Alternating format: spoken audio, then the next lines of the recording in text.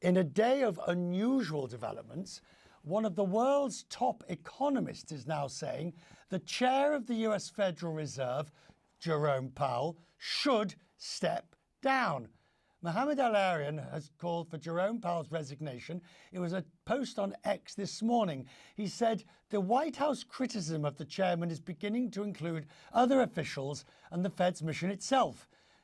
Mohamed argues that Powell's resignation is necessary to protect the central bank's independence. He is currently on a train, so he's joining Cresswell's Business on the phone. Mohamed, thank you very much for joining. And obviously, if we lose the connection, we completely understand. It's made huge waves, this announcement or this decision of yours to say that Jerome Powell should resign. Your critics are saying, no. Mohamed says he should give in if he gives in to a bully if he resigns. So why do you think the chair should go now? Look, I think, Richard, my critics and I share the vital importance of central bank independence. Where we differ is how do you protect central bank independence?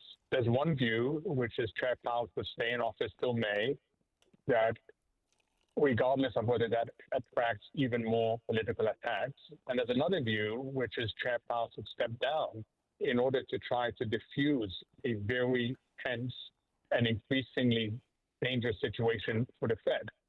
I worry that if the Chair Powell stays in position, we will see the attacks not on him personally, but expand to include more and more of the Fed's operations, and ultimately that will undermine central bank independence. It's the true definition of the dilemma. There's no good outcome here. And I know you're saying that first best is long since gone.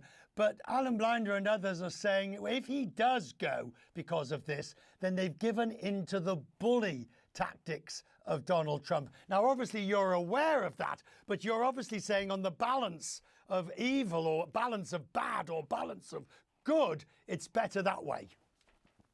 Yes. So when you're far away from the first best, and we'd all like to be in the first best, whereby Chair Powell finishes his term and the Fed is not attacked politically, but that's not the case. The Fed is being attacked and will continue to be attacked as long as he's there. So when you're far away from the first best, whatever you do has drawbacks. So the question is, what is the recoverable mistake? That's the real question.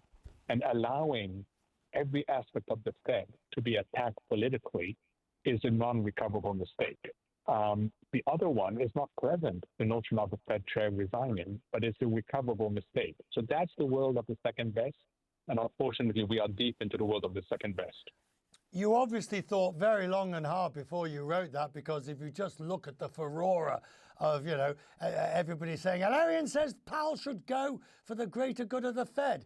And you must have realized this was going to be picked up by ourselves and others. Oh, I knew. And that's why I said up front, I know that this is not the consensus view. I know that that's not a popular view, and certainly the commentary reflects that. But if you deeply think about it, and if you are totally committed to the importance of central bank independence, which I am, it's hard to come to a different conclusion if the first best is not available. I fear that a lot of critics believe in the first best, and I just don't see it, Richard. Do you see the replacements, the names out there for the replacement, be it next week or next May? You're quite sanguine about them. You don't believe it's just going to be a rollover.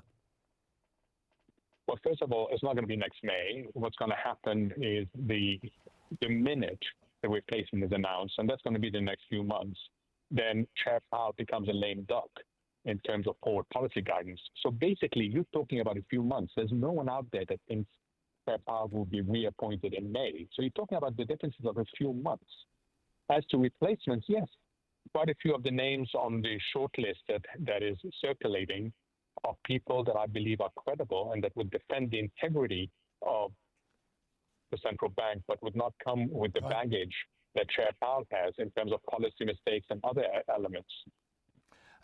Mohamed, thank you, sir. The broadcasting gods were with us. We got a good interview out of you on a train, which is an achievement in itself. Thank you for joining us and putting that in perspective.